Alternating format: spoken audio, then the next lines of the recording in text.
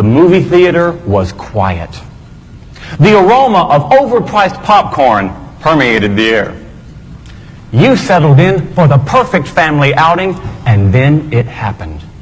The film that you were watching took a sudden emotional turn.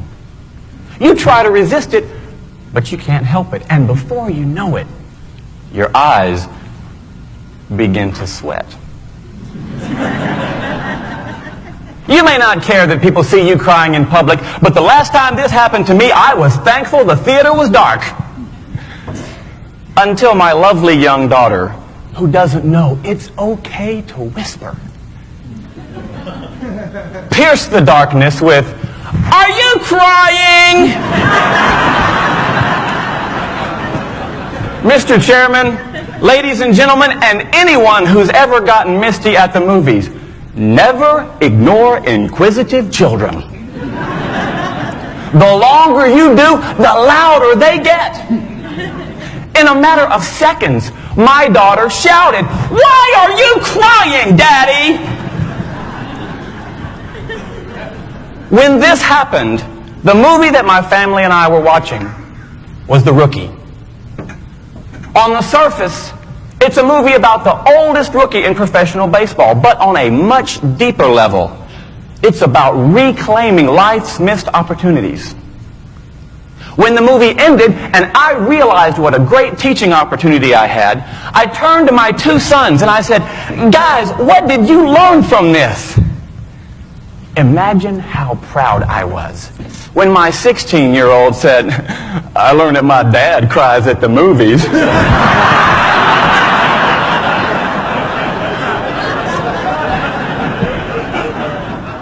My 12-year-old took the question and his well-being a bit more seriously. He said, "I learned that it's never too late to follow your dreams." It's never too late to follow your dreams. Why does it sometimes take a child to remind us of that? It's because children are uninhibited dreamers. In fact, last year I was speaking to an elementary school assembly, and I asked the question, if you could have any job in the world, what would it be? And one little guy said, "Ooh, to be the guy that rides on the back of a garbage truck." Who knew? His passion was proof that he knew something many adults have forgotten. Dreaming is fun. It's natural. And it's necessary. Every notable accomplishment in human history began as a dream. Do you remember how you dreamed as a child? Back when we had this wonderful sense of innocence, we could gaze into the future and imagine all sorts of possibilities. Then we turn our focus to adulthood.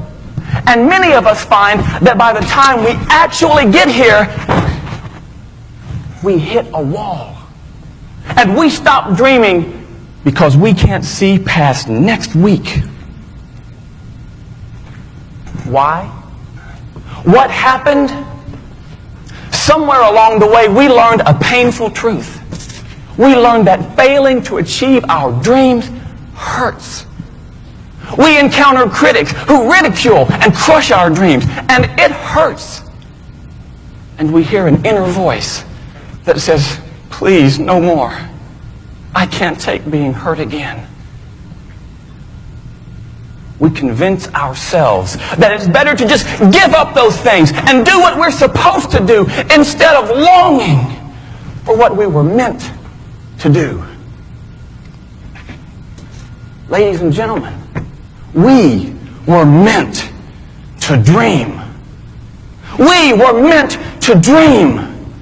Dr. Martin Luther King Jr., one of the greatest dreamers of our age, said, "The time is always right to do what is right." And that means that if it was right for us to dream as children, then it's just as right for us to dream as adults. The question is, do we have the courage to dream? I am privileged to know a remarkable teenage girl who does. Her name is Nicole, and you should know that Nicole is hearing impaired, she is vision impaired, and 3 years ago she survived a stroke. That's not fair. If anyone has the right to give up on dreams and just accept reality, she does. But instead, I've watched Nicole redefine reality, not according to her physical limitations, but according to the size of her dream.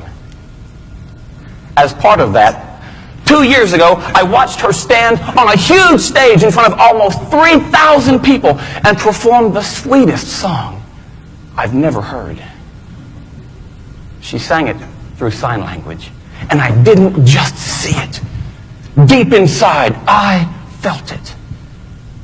Instead of hiding behind justifiable excuses, there she stood, teaching me it's never too late to follow your dreams.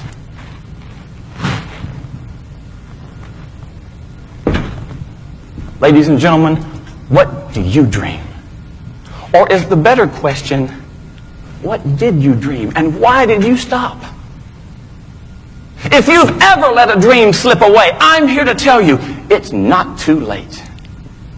If you can summon the courage to overcome your circumstances and your experiences and your critics, your dream can live. Whether you dream of making beautiful music or not getting caught crying at the movies. If you dream of changing the world or riding on the back of a garbage truck. If you forget every word I've said today, it would thrill me if you remember this.